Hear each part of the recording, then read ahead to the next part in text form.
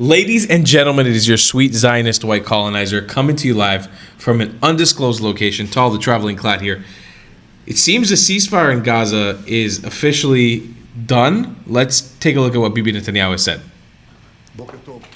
אמש קיימתי דיון ביטחוני בהשתתפות שר הביטחון, ראשי הסיעות, בכירי מערכת הביטחון וצוות המשא ומתן. בסיום הדיון החלטנו על הצעדים הבאים. ישראל מאמצת את המתווה של שליחו של הנשיא טראמפ, סטיב ויטקוף, להפסקת אש זמנית לתקופת הרמדאן והפסח. אנחנו מתואמים באופן מלא עם הנשיא טראמפ ואנשיו. לפי המידע שיש בישראל, חמאס מחזיק היום 59 חטופים, עד 24 חיים ולפחות 35 חללים. אנחנו לא מוותרים על אף אחד מהם, ואנחנו נחושים להחזיר את כולם הביתה. לפי הצעת ויטקוף, ביום הראשון של המתווה שלו, ישוחררו בפעימה אחת מחצית מהחטופים. בסופו של המתווה, אם תושג הסכמה, ישוחררו יתר החטופים, גם הם בפעימה אחת.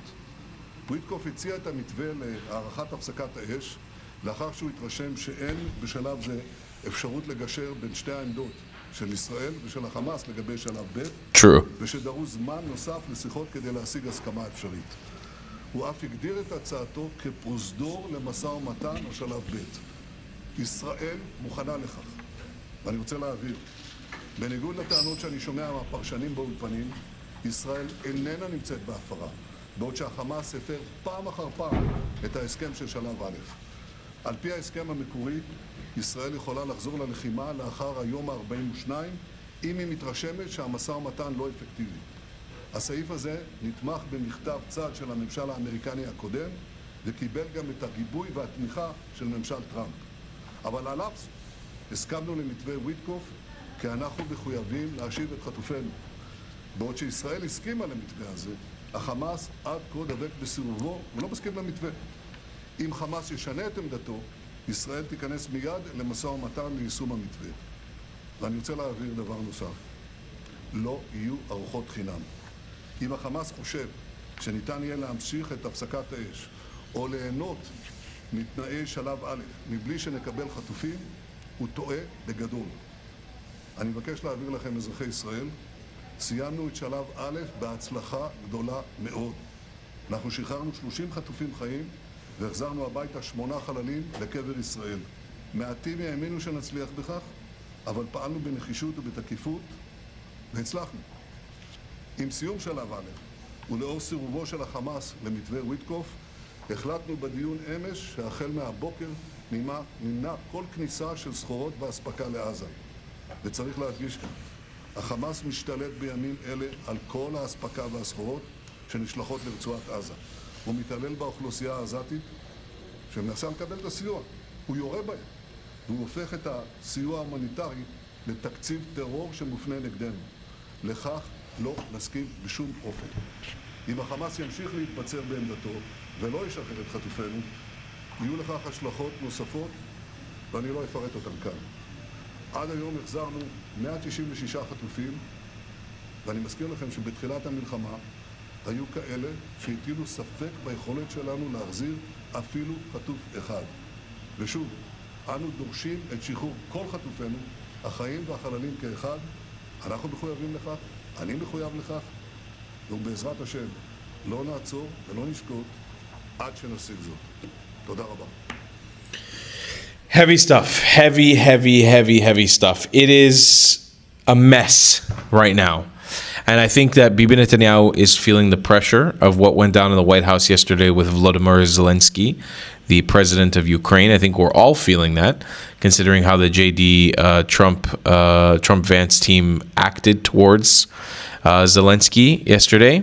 I'm not going to comment on whether that was good or bad because it's not my place. It's not my conflict. I'm not trying to get involved in that. I know a lot of people have very opinionated opinions on it. What I want to say, though, is that definitely sent a message to Bibi Netanyahu. This speech that we just heard Bibi give, this is not Bibi speaking, okay? Bibi is not giving his opinion. His cabinet is not giving their opinion. This is not Bibi Netanyahu talking. This is a caricature of what Trump wants talking. I think behind the scenes, as much as Trump is throwing around an agenda of attack Gaza and do whatever you want to Gaza and this and that, whatever, Gaza, go back to fighting. I think Bibi Netanyahu knows that that's not the reality on the table. The reality on the table is that Trump doesn't want a war in the Middle East, and Bibi Netanyahu is going to try to give Trump that reality. Now, we're in a very interesting place because today that ceasefire is technically officially over, and we've just entered a new phase of the war that is kind of a Cold War. This Witkoff proposal of a pause in fighting for Ramadan and for Passover, which are coming up now, and Ramadan has already started, that seems to not have been an official proposal from the U.S. administration. So it's questionable on where Bibi Netanyahu actually got this proposal from. I've heard a couple reports on this that we don't really know exactly where Bibi got this proposal from. It's kind of up in the air right now. So, these things are sort of breaking at the seams, and thus do as you're fighting with jihadis. Jihadis will do as jihadis do, which is cause chaos and a mess and make life horrible for everybody around them. So reality is, what we're talking to here, when we talk tachlis, when we talk baseline, we're in a Cold War with Hamas, with Hezbollah, and with the Houthis right now, with the Islamic regime of Iran. Unless this agreement is re-signed and re-strategized and re-spoken about, we are going to be entering a new phase of the war, which is essentially a Cold War, where it is to be seen what actually happens next. We have no idea what's going to happen next. If Hamas decides to start launching rockets, if Hamas tries to commit a terrorist attack via Gaza, we're entering a new phase of the war where it seems like Israel will go back to fighting. In my personal opinion, which that's the reason why most of you guys are here, Hamas 9 times out of 10 capitulates to the deal again because they have everything to lose. Everything to lose. Their only lifeline right now is the hostages. The only lifeline for Gaza is the hostages. And as long as they keep playing nice and keep giving back hostages, and they will do a bunch of fuckery along the way, you can trust them on that. They will do parades with dead bodies, and even though that's in the rules, it's stipulated not to, they will continue to do so because they are evil people who paraded around the bodies of young children. And Shlomo Mansour, do not forget that. They are unabashed and unashamed at the disgusting demonic behaviors that they show. In my honest opinion, though, they do go back to the deal relatively quickly because they have everything to lose, and Israel doesn't really have much to lose. I mean, we have obviously the hostages, which is just a terrible thing to lose, but the reality is I don't see a reality where Hamas starts executing hostages either. So it becomes, I don't know if I want to claim it's a war of attrition. It becomes a war of prolonged idiocy where we can't finish anything because we're just stuck with a population in Hamas in Gaza that overwhelmingly supports this terrorist group, and a terrorist group that's willing to just hold on to control forever. That being said, one other detail that I want to say is I've seen multiple reports. I don't know if any of them are substantiated, that Hamas has officially said they're willing to relinquish power in Gaza as a governance, as a controlling government body. What they're not willing to do is disarm.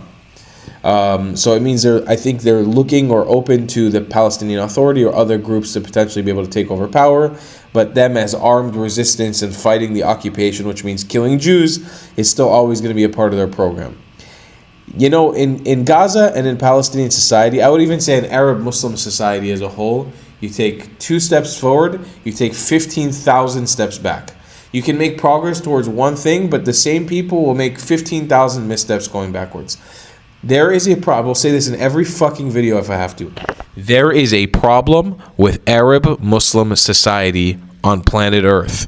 Y'all need to do better. It's Ramadan, for Christ's sake. It's Ramadan, for God's sake. It's Ramadan, for Muhammad's sake, for Allah's sake. Do better. You guys have become an embarrassment to the world. Ya Muslim, Ya Arab, listen to what I'm saying. Look at you guys. Look at you guys. Everywhere in the world, you're murdering each other. Gaza's in shambles. And this is what you stand for? It's Ramadan. It's Ramadan. Where are the Arabs? Where are you? When inta ya Arab? When? Where are you guys to stand up for your people?